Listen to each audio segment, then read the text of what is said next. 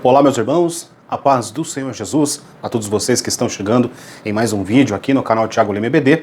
Vídeo esse que nós estaremos tratando da lição de número 6, o terceiro sinal, o paralítico de Betesda, para a sala, dos jovens. Muito bem, e nós estamos nessa lição com o objetivo de compreender por que João registrava várias viagens de Jesus a Jerusalém, mostrar que o paralítico teve que esperar muito pelo seu milagre e conhecer o quadro espiritual dos judeus no tempo do milagre relatado por João.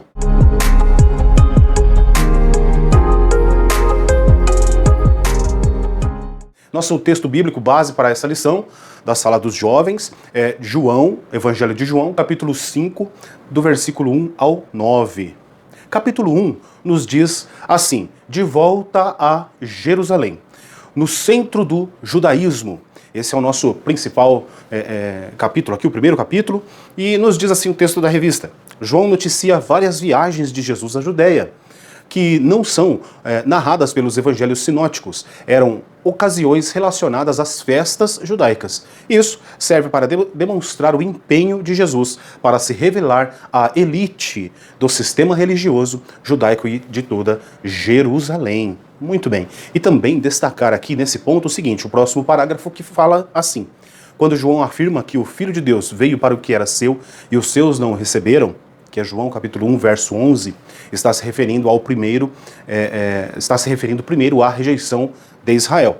Os seus não o receberam, Isso fica bastante evidente, principalmente nas muitas rejeições que Jesus teve, especialmente no centro do judaísmo. Depois se refere à humanidade como um todo, Então, às vezes, nós pensamos que nós estamos sendo rejeitados e sentimos mal por isso, mas lembrando sempre que Cristo também foi rejeitado e humilhado, e sofreu em nosso lugar toda a espécie de rejeição, tá certo? Bom, e aí eu gostaria de destacar então nesse primeiro ponto a respeito das três festas sagradas que exigiam, que todos os varões judeus estivessem, presente, fossem a Jerusalém. A primeira delas, a festa da Páscoa e dos pães asmos.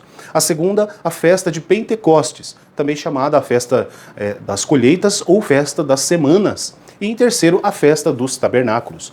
João mostra Jesus assistindo às festas judaicas. É interessante, porque não deixava de observar as obrigações que impunha o culto judaico. Jesus não deixou de cumprir a lei. Toda a lei ele cumpriu. Para Jesus, adorar com o seu povo não era uma obrigação, mas um prazer. Olha que contexto Jesus estava, mas a anotação aqui nos remete a pensar, e observar Cristo em meio a tantas pessoas, em meio a uma festa, a um desprendimento de muitos judeus a estarem festejando algo que era para Deus, e muitos ali faziam por obrigação. Agora Cristo não, Cristo era um prazer estar ali, tanto festejando algo que o próprio Senhor instituiu para que o povo festejasse, como também com os seus compatriotas ali, os seus amigos.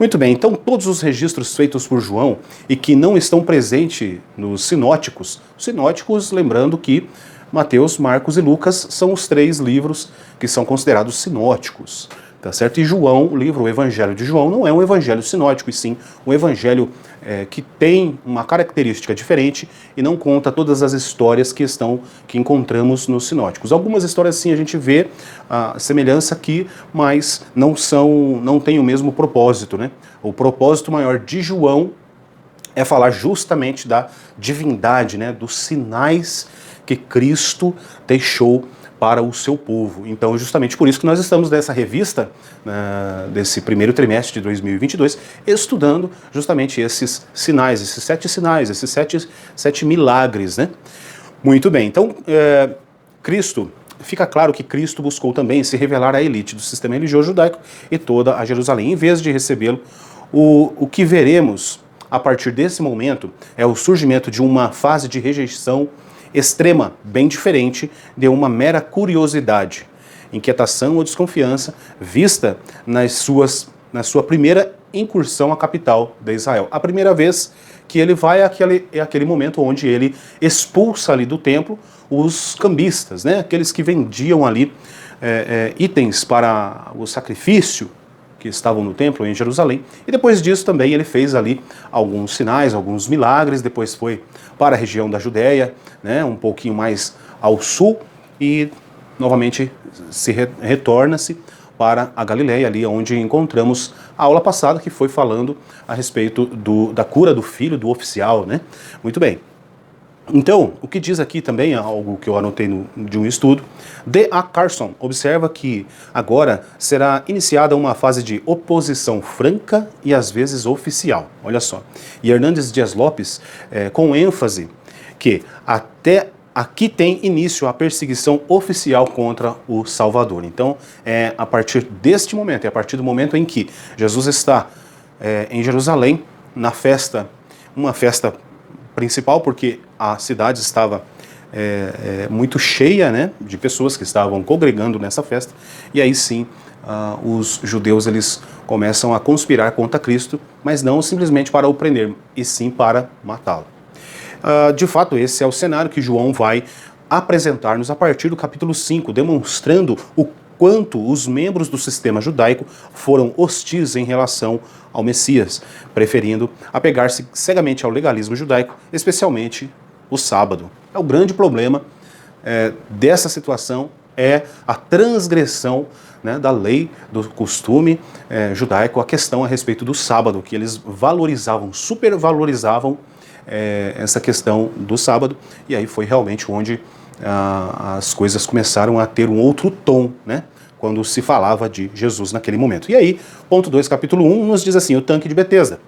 O tanque de Betesda é local que havia se transformado em um centro de peregrinação. Bom, eu já ouvi falar que a respeito desse tanque, né, é um tanque, até fazer algo aqui que eu lembrei agora a respeito. Quando nós olhamos o cego que Jesus encontra saindo do templo e pede para que ele vá até Siloé, o tanque de Siloé, lavar os olhos, né, que ele faz com saliva, lodo, coloca nos olhos do cego e fala, vá até o tanque de Siloé, se lave, e aí você vai receber o milagre.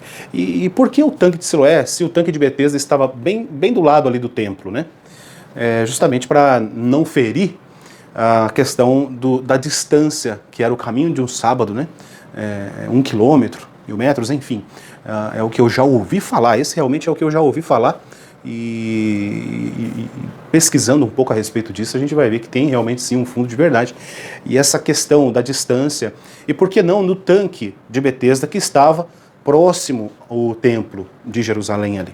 Porque esse tanque era um tanque onde as pessoas passavam, chegavam para a festa em Jerusalém, e ali se lavavam os pés, lavavam os camelos, né? As ovelhas eram lavadas ali. Então era uma água, um tanque muito sujo. Tá certo? Por isso que Jesus fala, vai ao tanque de Siloé, que é um tanque que vem uma água de uma fonte, né? Ela é uma água pura, né? Mais pura. Então, as coisas de Deus e de Cristo, elas não nos remetem à impureza, e sim à purificação, à santidade. Eu acho interessante essa comparação aqui. E, bom, então nós vemos, né? O nome do lago era ou Betesda, que significa casa de misericórdia, ou que é mais factível, Betsata, que significa a casa da oliveira, tá certo?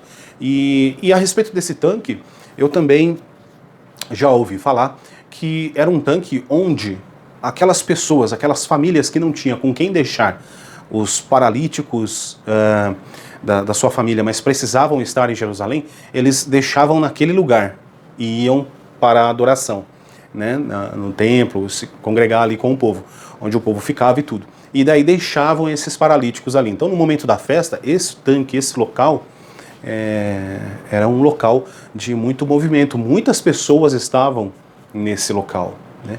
E Jesus vem aqui e agora, olhando para esse paralítico, falando com ele, buscando um relacionamento com esse homem, Jesus cura ele e aí abre aí um grande problema para o ministério de Jesus. E também um estudo que eu trouxe do próprio livro de apoio, dizendo o seguinte, por baixo, não, esse não é do livro de apoio, é de um outro livro, William Barclay, acho que é isso.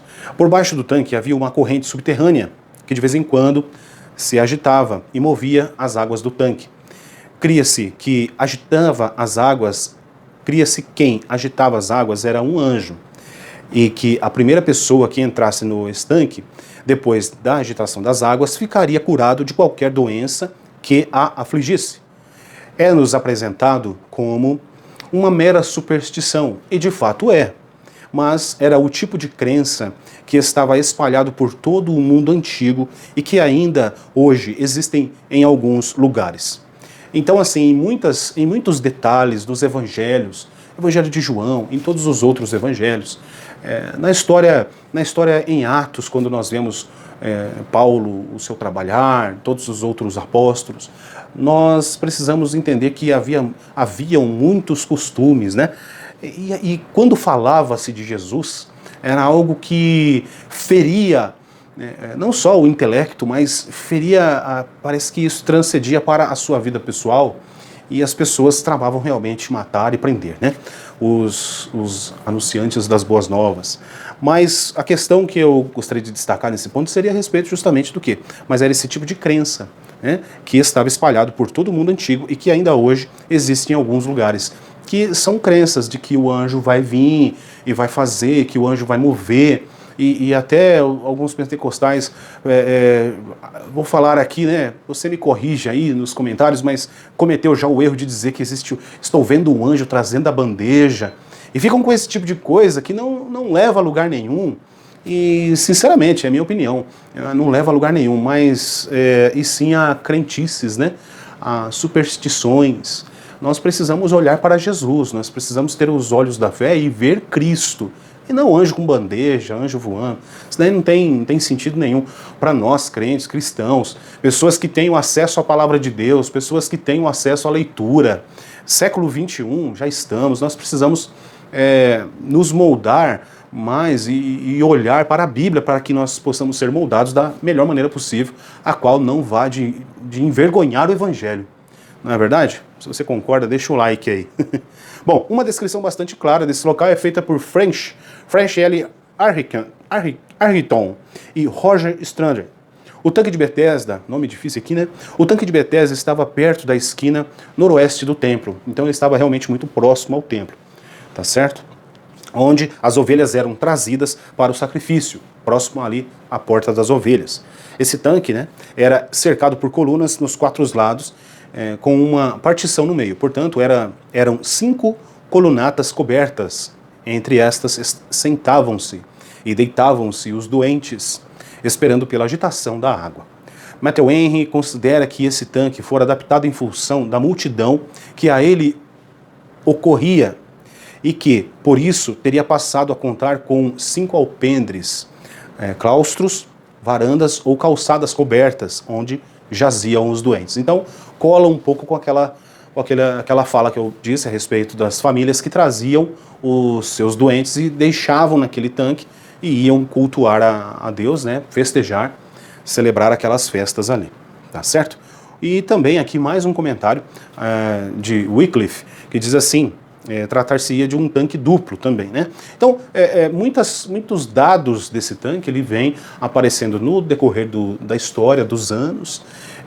Realmente ele foi soterrado, né? Não existia, até que encontraram isso e escavaram esse tanque para vir aqui agora muitas anotações e apontamentos. Então, em 1888, olhem só, ao norte da área do templo, em Jerusalém, Schick descobriu os contornos de um grande tanque duplo, isto é, 2 tanques retangulares iguais ao norte e ao sul, com uma divisão em pedra com aproximadamente 6 metros de espessura, sobre o qual o 5º pórtico foi construído. A área dos tanques totalizava cerca de 50 por 100 metros, então realmente uma área, né? Não um tanque, tá? Mas sim a área, toda aquela parte que se referia ao tanque de Betesda, era uma medida grande, né? De 50 por 100. Me parece até que um tamanho aí de um campo de futebol para a gente ter mais facilidade de imaginar e entender. Ponto 3 do capítulo 1 vai falar a respeito da crença no milagre.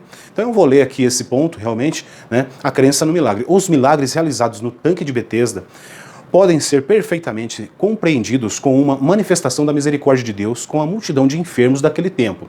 Agora, contudo, estava ali o Filho de Deus, que não tinha limitação de qualquer natureza para realizar milagres. E isso é para a gente dar um glória a Deus, não é verdade? Esse, aliás, é um dos aspectos do sinal realizado, mostrando sua superioridade em relação a qualquer tradição. Tá? Então Cristo não está preso a qualquer tradição. Como eu li e disse, comentei a respeito que para ele não era uma obrigação estar na festa, mas sim um prazer de poder estar ali. Sim, realmente, acredito nisso. Mas ele não estava limitado de forma alguma, nós compreendemos muito bem isso, mas deixar claro aqui que ele não estava limitado a qualquer tradição ou qualquer aí, ordem, né, sacerdotal, enfim.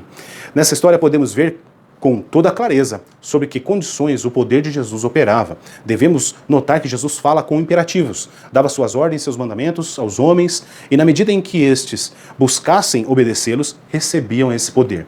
Muito bem, então eu coloquei aqui, 3 pontos. Né? O primeiro ponto, Jesus começou perguntando ao homem se queria ser curado. Nós estamos falando aqui a crença no milagre, né? Então agora uma avaliação a respeito na crença desse milagre, do milagre da cura desse paralítico, desse coxo. Então, em primeiro lugar, Jesus começou perguntando ao homem se queria ser curado. Há inválidos para quem a sua doença não é tão desagradável. Parou para pensar nisso já? Visto que outras pessoas fazem todo o trabalho e assumem todas as responsabilidades. Às vezes as pessoas acostumam àquilo.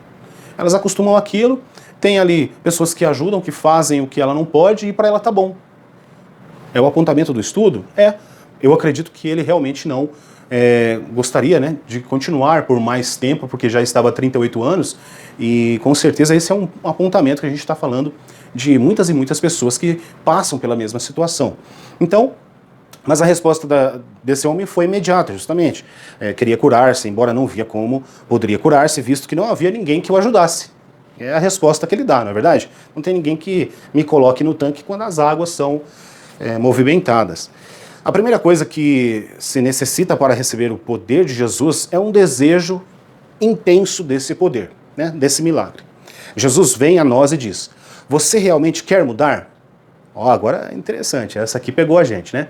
E você quer mudar? Era essa a pergunta que Jesus fez ao paralítico de Betesda? Sim, foi essa a pergunta, de uma maneira diferente. E você quer? O que está acontecendo? Você quer mudança na sua vida? Você quer sair daqui andando? Sim, ele quer mudar. E aí, eu e você, nós queremos mudar?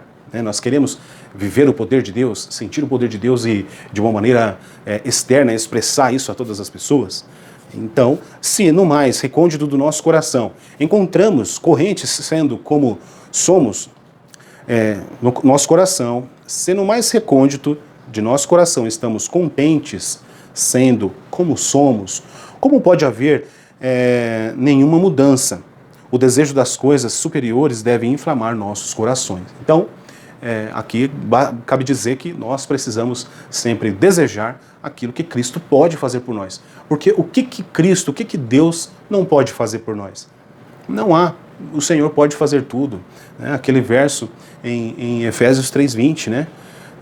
Que tudo quanto você puder imaginar, pedir, Deus pode fazer muito mais, superabundantemente além daquilo que pedimos ou pensamos. Ponto 2 então, ponto 2 desse raciocínio. Jesus, pois, disse-lhe ao homem que se levantasse. É como se lhe tivesse dito: homem, use sua vontade, faça um esforço supremo e você e eu conseguiremos. É isso. O poder de Deus nunca prescinde do esforço do homem. Nenhum homem pode apoltronar-se, relaxar-se e esperar que aconteça um milagre. Detalhe importante, eu e você, nós queremos um milagre na nossa vida, sempre. Sempre haverá algo que nós estaremos ali pedindo ao Senhor e que só Ele pode fazer. Mas é necessário o quê? A nossa atitude de fé. Aquilo que precisamos fazer ser feito. E o que é impossível para nós, Deus com certeza fará. Então, não há nada mais certo que o fato de que devemos tomar consciência de nosso desamparo. Mas, em um sentido muito real, também é certo que o milagre acontece quando nossa vontade e o poder de Deus cooperam para fazê-lo possível, tá certo? Lembrando aqui, como eu já comentei a respeito do cego, que foi lavar os seus olhos no tanque de Siloé. Ele teve um encontro com Cristo, Jesus falou com ele, tocou nele, fez algo que era mais uma vez, um místico, né? Algo místico que estava em alta na época. Ele faz o lodo com saliva, passa no olho. Jesus faz tudo aquilo que aquele homem não poderia fazer. E fala para ele, dá uma ordem, olha, vá até o tanque de Siloé. E se ele não fosse? E se ele olhasse e pensasse no que estava acontecendo, com certeza tinha alguém que conduzia, ele era um cego. Ah, não vou não, deixa isso, é bobagem. Mas ele foi até o fim, ele permaneceu na fé, ele foi, né, fiel naquilo que Cristo falou e obedeceu a sua palavra. Então, fazendo isso, exercitando a fé dessa forma, cumprindo aquilo que Cristo disse para que ele pudesse fazer, ele fez e recebeu o seu milagre. Assim é conosco, não é? Bom, então, ponto 3 desse raciocínio, de fato, Jesus estava ordenando ao homem que tentasse o impossível. Ele disse, levante-se. E Jesus lhe disse que o levantasse e levasse, né? E o homem poderia ter dito que durante 38 anos a cama tinha estado levando a ele e que não tinha muito sentido dizer a ele que levasse a cama. Mais uma vez, o homem fez o esforço ao mesmo tempo que Cristo e aconteceu o milagre. Então, depois de uma palavra dada de Deus, depois de uma ordem liberada a você, uma ordem dada a você, através de Deus, o Espírito Santo, se você cumprir aquilo, se você obedecer, com certeza receberá então esse milagre, né, da parte de Deus, o qual tanto você deseja. A situação dele parecia já não ter jeito, mas não importa o quão preso você se sinta às suas enfermidades. Deus pode ministrar as suas mais profundas necessidades. Não deixe que o problema ou as dificuldades o façam perder a esperança, né? Isso é muito importante. Às vezes tem a questão do ponto de nós não obedecermos, né, aquilo que foi nos mandado, que Deus mandou que nós pudesse fazer. E também tem o momento, quando o momento da recua é o momento que vem a falta de esperança. Aí é onde tudo não tem mais valor, não tem sentido, a esperança se foi e nós não podemos trabalhar dessa forma, tá certo? No reino de Deus, realmente, servindo a Cristo, servindo a Deus, o nosso olhar para isso tudo deve ser o oposto. Sim, se o Senhor mandou, eu vou até o fim, vou fazer, vou acreditar, tá certo? E com certeza a esperança vai continuar pulsante no seu coração. Deus pode ter uma obra especial para você realizar, apesar de sua condição ou até mesmo por causa dela. Muitos têm ministrado eficazmente as pessoas feridas, porque têm triunfado sobre as dificuldades e problemas próprios, tá certo? Capítulo 2, então, uma longa espera. Capítulo 2, nós vamos ver aqui a respeito da longa espera do milagre ter acontecido na vida dele.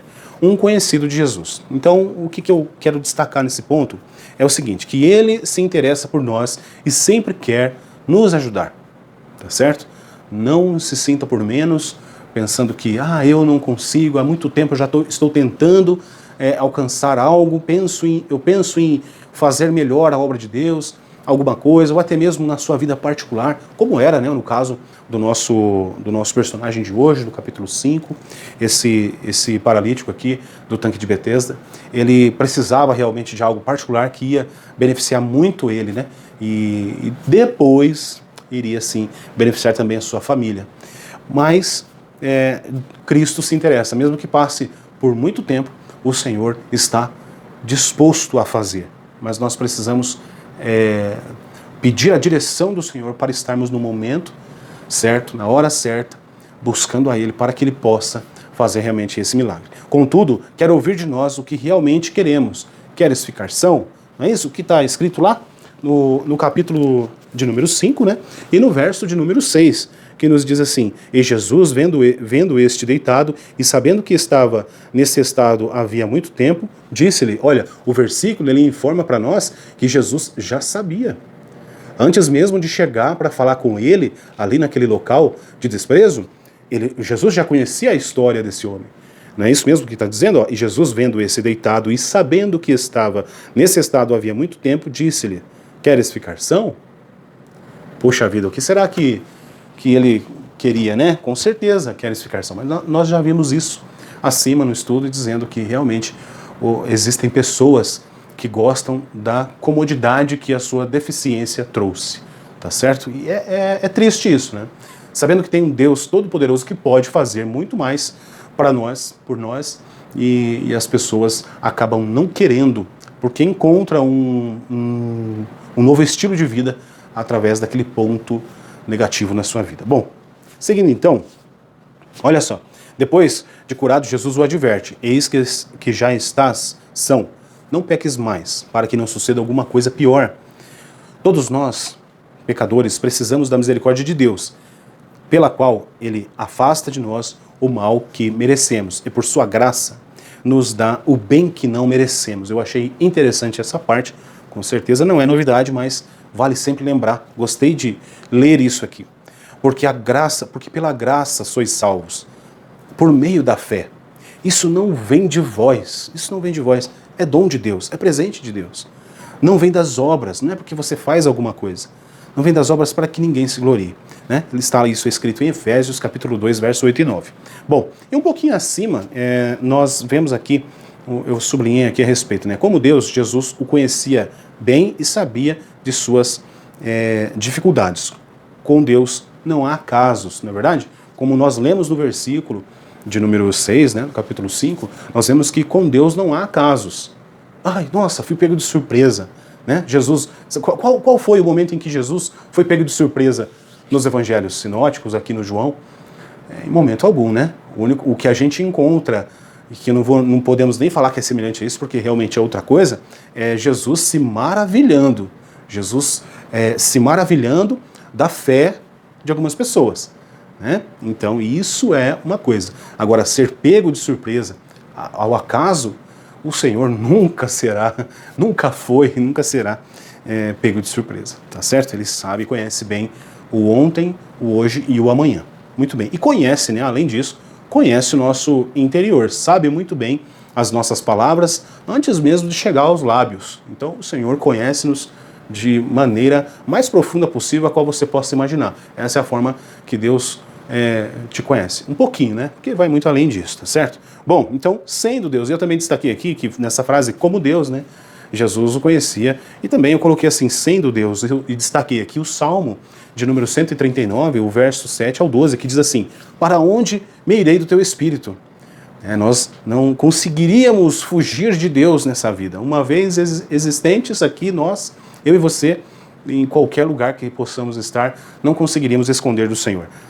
Para onde me irei do teu Espírito? Ou para onde fugirei da tua face? Se subir ao céu, lá tu estás. Se fizer no inferno a minha cama, eis que tu ali estás também.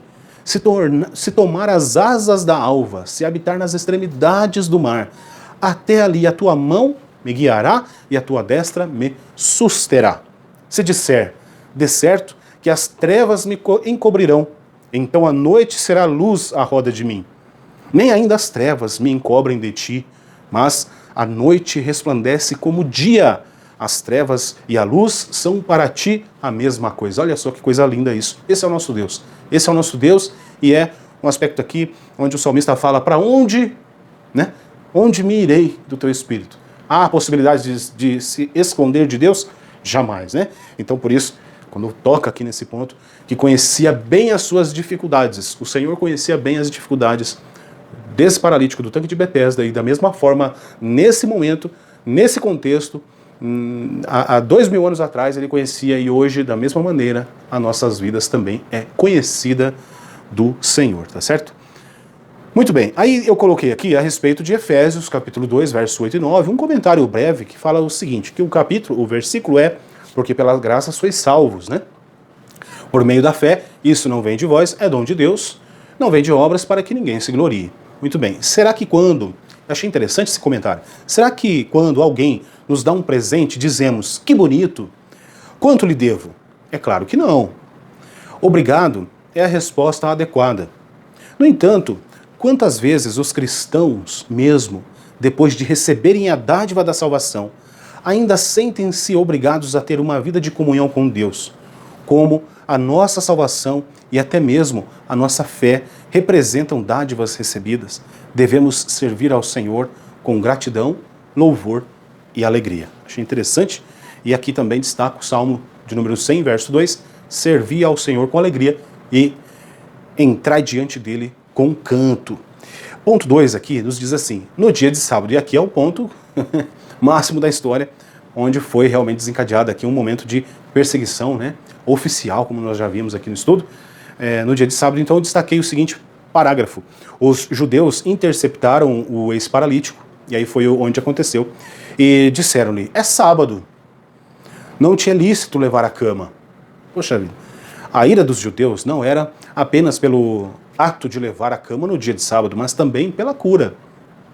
E por essa causa, os judeus perseguiram Jesus e procuravam matá-lo, porque fazia essas coisas no sábado. João 5,16. Muito bem, e aí nós temos aqui uma referência interessante a respeito de Romanos 14,6, que é apontado pela revista para nós lermos, que diz o seguinte: aquele que faz caso do dia, para o Senhor o faz, e o que não faz caso do dia, para o Senhor o não faz. O que come, para o Senhor come, porque dá graças a Deus. E o que não come, para o Senhor não come, e dá graças a Deus. Comentário. Esse versículo aponta para diferentes opiniões na igreja a respeito do que é certo ou errado. Tá certo? Paulo disse que não devemos envolver-nos em disputas sobre assuntos que são apenas uma questão de opinião. As diferenças não devem ser temidas ou evitadas, porém aceitas e administradas com amor. Não espere que todos, mesmo na melhor igreja, se é que existe, estejam de acordo em todos os assuntos. Através da troca de ideias, podemos chegar a um consenso sobre os ensinamentos bíblicos. Ouça, respeite e aceite os outros. As diferenças de opinião não devem causar divisões. Olha, é importante aqui. Elas podem ser uma fonte de aprendizado e riqueza em nossos relacionamentos. Tá certo? Mas agora, conhecendo a Deus, ou antes, sendo conhecidos por Deus, como tornais outra vez a estes rudimentos fracos e pobres, os quais de novo quereis servir? Guardais dias e meses e tempos e anos. Essa é outra referência que fala juntamente com Romanos 14,16, que é Gálatas 4, 9 a 11, que fala a esse respeito que eles estavam ali se prendendo a costumes, né, e coisas também da lei judaica, dos preceitos judaicos. Através dos anos, converteram-se um montão de pequenas regras e regulamentos. Justamente isso que nós estamos falando. A lei só dizia que o sábado devia ser um dia diferente dos outros, e que durante esse dia nenhum homem, nem seus servos, nem seus animais deviam trabalhar. Os judeus se dedicaram a definir o que era o trabalho. Então, aqueles preceitos, as regras dos judeus vieram depois. Tinham estabelecido 39 classificações diferentes ao trabalho. Uma destas classificações dizia que o trabalho consistia em carregar algum volume. Baseavam-se de maneira especial em duas passagens. Jeremias havia dito: assim diz o Senhor, guardai-vos por amor da vossa alma. Não carregueis cargas nos dias de sábado, nem as introduzais pelas portas de Jerusalém. Não tireis cargas de vossa casa no dia de sábado, nem façais obra alguma. Antes, santificai o dia de sábado como ordenai os vossos pais. Jeremias capítulo 17, do 19 ao 27. E Neemias ficou preocupado pelo trabalho e o comércio que se fazia no dia de sábado. E havia posto servos nas portas de Jerusalém para controlar que não se tirasse cargas no dia de sábado. Neemias capítulo 13, do 15 ao 19. Agora, a passagem de Neemias deixa perfeitamente claro que o que se questionava era o fato de comercializar no dia de sábado como se fosse qualquer outro dia. Mas os rabinos da época de Jesus sustentavam que quem levasse uma agulha em sua roupa estava cometendo um pecado. Inclusive, discutiam a respeito de se podia João, né, levar seus dentes postiços ou uma perna de madeira. Não tinha dúvida de que não se podia levar nenhum tipo de alfinete nesse dia. Para eles, todos esses detalhes insignificantes eram questão de vida ou morte. E não restava a menor dúvida que este homem estava desobedecendo a lei rabínica ao carregar seu leito no dia de sábado. Então era assim, algo realmente, era um contexto de sociedade terrível. Imaginem só não poder, né, fazer absolutamente nada, né? Parece até que estavam vivendo ali o fique em casa, né? O use máscara. Eita, meu Deus, será que tem alguma semelhança conosco?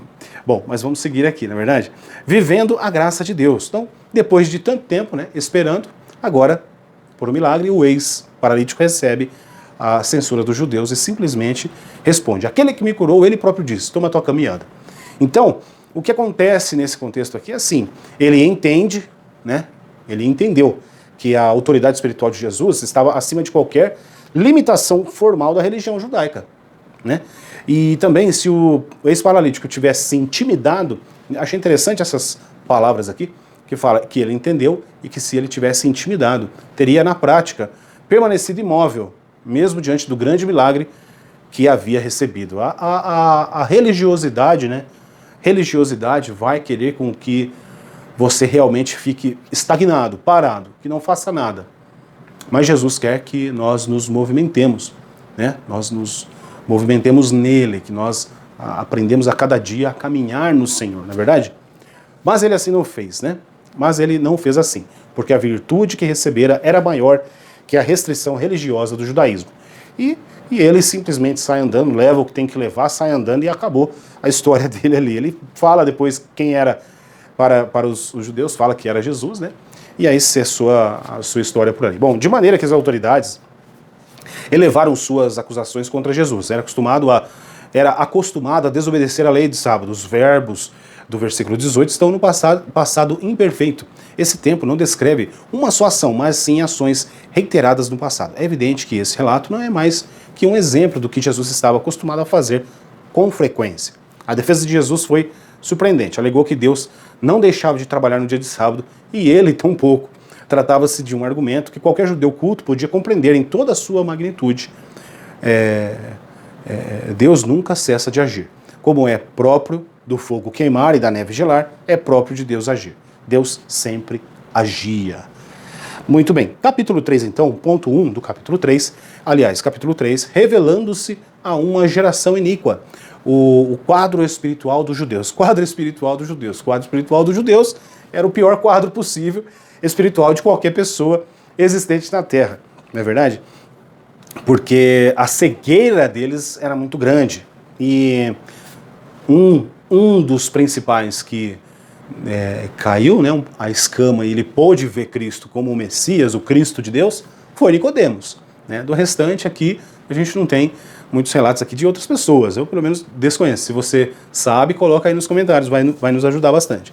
Então, a cegueira judaica era realmente muito grande, mas que isso, havia muita maldade em seus corações. Então, não é simplesmente não entender as coisas do Senhor, não entender a maneira em que Deus trabalha, que Deus estava trabalhando agora com o seu Filho Jesus, a manifestação, né, de Cristo e trazendo a mensagem do reino de Deus. Né? Mas não é só essa cegueira de não poder ver, né? Jesus fala para Nicodemos, né, primeiro, olha, é necessário nascer de novo para você poder ver. E depois Jesus usa o outro verbo e fala, olha, é preciso entrar, não só ver, mas entrar. Aquele que vê, precisa entrar. Se ele vê, ele tem que entrar, tá certo? Muito bem. E aí, então, é importante destacar isso para que entendamos as razões de não terem recebido Jesus. Olha só, esse é um ponto. Não só isso, né? Retrocedendo na história do povo judeu, é preciso compreender que depois do cativeiro da Babilônia, realmente dizer que Deus era o meu pai, né, gerava raiva nos fariseus. Né? Mas é aquela história. Como nós vimos na aula passada, como que Daniel sabia que estava completando o período do castigo de Deus? Através da leitura. Através de ler os rolos, né? De ler a Torá, os profetas. Né? Então ele descobriu que, olha, já está no momento de sairmos daqui, da Babilônia. Mas e esse povo que é o contemporâneo de Jesus? Né? Como é que a gente trata isso? Eu só coloquei isso aqui. É importante destacar isso para que entendamos as razões de não terem recebido Jesus. Por que eles não recebem Jesus? Né? Porque quando eles saem da Babilônia, aquele povo que estava preso sai e volta para Jerusalém, e ali começa, né, um novo momento para esse povo judeu, esse povo que retornou do cativeiro ali em Jerusalém, um novo momento onde eles realmente aprenderam a não adorar outros deuses. Eles realmente voltaram compreendendo que o único Deus que merece adoração, ao qual eles iriam cultuar, é o Deus Todo-Poderoso, o Deus, o grande Eu Sou. E aí nós vemos também, né, que tudo uma soma de coisas que vai acontecendo. Mas isso não é para justificar, não, tá? E aí eles acabam não se convertendo, muitos não acreditam, muitos ficam com raiva, muitos querem matar Jesus, né?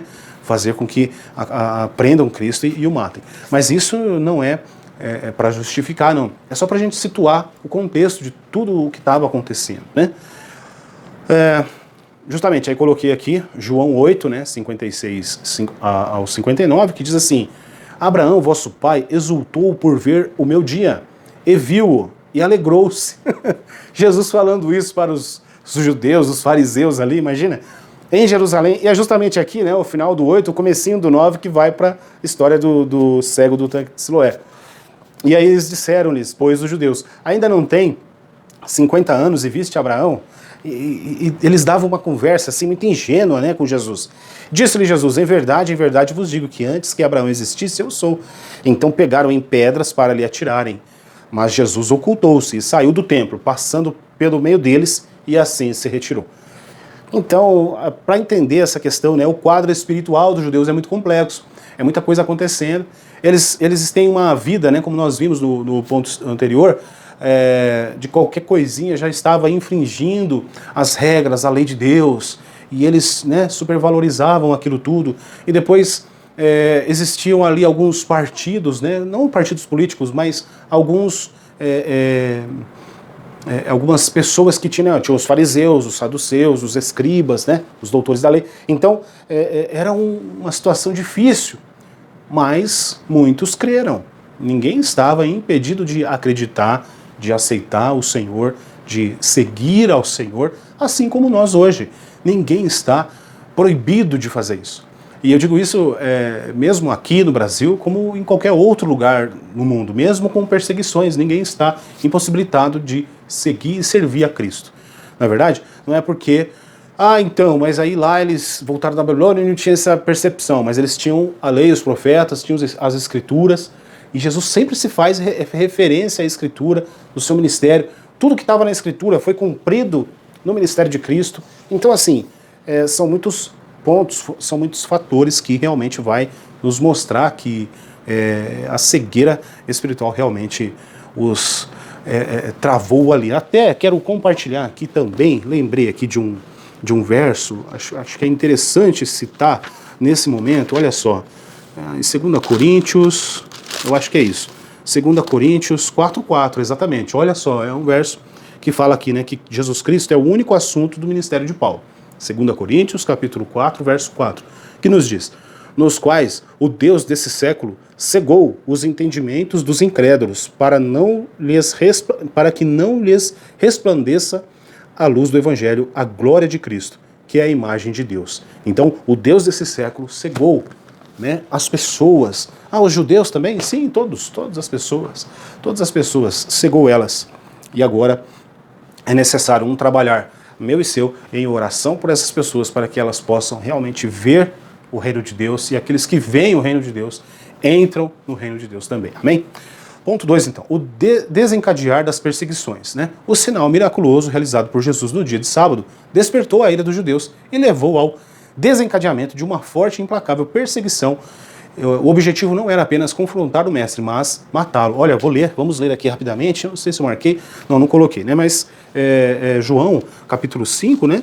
E o verso 16, o que nos diz lá justamente a respeito desse ponto, que é: e por essa causa os judeus perseguiram Jesus e procuravam matá-lo, porque fazia essas coisas no sábado. Os cegos aqui do sábado, né, lutando pelo sábado, lutando por uma lei, né, que eles criaram ali, os preceitos judaicos, e agora querendo matar, querendo fazer aí algo terrível com Jesus. Bom, algo interessante, então, a se dizer a respeito disso, né, o desencadear das perseguições, o próprio milagre que tinha experimentado o paralítico era um sinal de que Jesus era o Messias. A imagem de Isaías da nova era diz que os coxos saltarão como servos.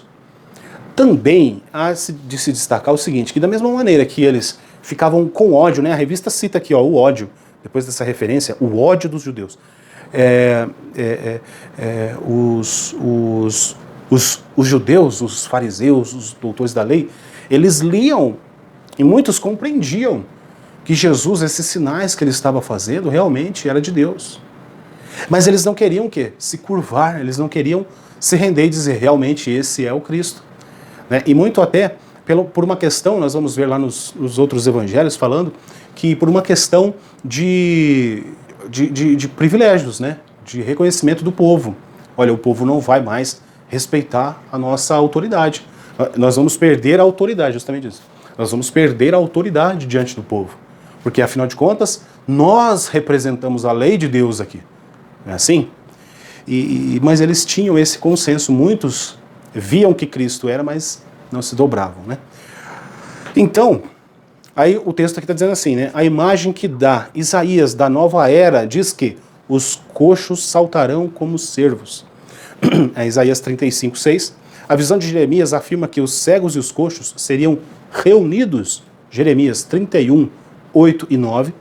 E o mesmo milagre, mediante o qual o coxo caminhou, era nada menos que um sinal messiânico. E olha, essa frase incorpora bastante e resume bastante o que é essa nossa lição de hoje, tá certo? O mesmo milagre mediante o qual o coxo caminhou era nada menos que um sinal messiânico. Então, as pessoas, os rabinos ali, né, os fariseus, os doutores da lei, eles viam isso e falavam, rapaz, isso daí é um sinal de Deus, isso aí é o Messias. E outro falava, não, não é não.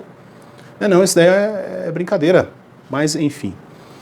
Ponto 3, igual ao Pai. Dá pra gente falar muita coisa, dá pra gente ficar aqui, né, muito tempo falando a respeito disso. Porém, não é o caso, nem pra mim aqui, muito menos pra você na sala, ou até mesmo aí me ouvindo, né? Bom, ponto 3 então, do capítulo 3 nos diz assim, igual ao Pai. Essa expressão igual ao Pai suscitaria muitos debates nos primeiros séculos da cristandade. O arianismo era uma das seitas que negava a divindade de Cristo. Heresia que foi refutada definitivamente no ano 325 depois de Cristo, no Concílio de Nicéia, cujo credo consolidou o entendimento de que a expressão igual ao Pai quer dizer da mesma substância do Pai. Aí o texto da revista está dizendo aqui, homósios no grego. Falar o grego aqui não é fácil não, né? Então, esse concílio, ele acaba trazendo essa definição, tá certo? E essa definição é interessante quando a gente lê ali da mesma substância do Pai, né? Eu e o Pai somos um, sou igual ao Pai, né? Da mesma substância, nos remete aí à Trindade, né? A Trindade, que a palavra qual não está no texto sagrado, porém o conceito está pronto, né? Justamente aqui. O que é a Trindade? São três pessoas com a mesma essência, a mesma substância. Deus Pai, Deus Filho, Deus Espírito Santo. Muito bem. Então esse é o princípio da resposta de Jesus à acusação dos judeus de que se estava fazendo igual a Deus. Nessa passagem, Jesus afirma 3 coisas sobre sua relação com Deus. E rapidamente aqui também, mais 3 momentos respectivo a esse ponto, que é o ponto 3, né, igual ao Pai, que diz o seguinte: 1. Estabelece a identidade com Deus. Ver Jesus em ação é ver Deus em ação. As coisas que faz Deus são as coisas que faz Jesus. E as coisas que Jesus faz são as coisas que Deus faz. A grande verdade fundamental a respeito de Jesus é que nele vemos Deus. Tá certo? Ponto 2. Mas essa identidade não se baseia tanto na igualdade como na obediência total. Nada do que Jesus faz surge de si mesmo. Jesus nunca fez o que ele quis, sempre fez o que Deus queria que fizesse. Pelo fato de a vontade de Jesus estar completamente submetida à vontade de Deus, é que vemos Deus nele. Tá certo? E ponto 3, mas esta substância não se baseia na submissão ao poder, mas sim no amor. A unidade entre Deus e Jesus é uma unidade de amor. Falamos de 2 mentes que têm um só pensamento, de 2 corações que pulsam em uníssono. E termos humanos, esta é uma descrição perfeita da relação entre Jesus e Deus. O amor entre o Pai e Filho é tão íntimo, tão estreito, que Pai e Filho são um. Há uma compreensão tão total, uma identidade tão completa de mente, vontade e coração, que Pai e Filho são um só. Amém? Ponto que eu coloquei aqui para a gente fechar essa lição. João capítulo 10, 27 ao 31, que nos diz assim: as minhas ovelhas ouvem a minha voz, e eu conheço-as, e elas me seguem.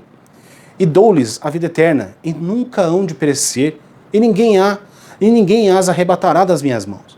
Meu Pai, que mas deu, é maior do que todos, e ninguém pode arrebatá-las da mão de meu Pai. Eu e o Pai somos um.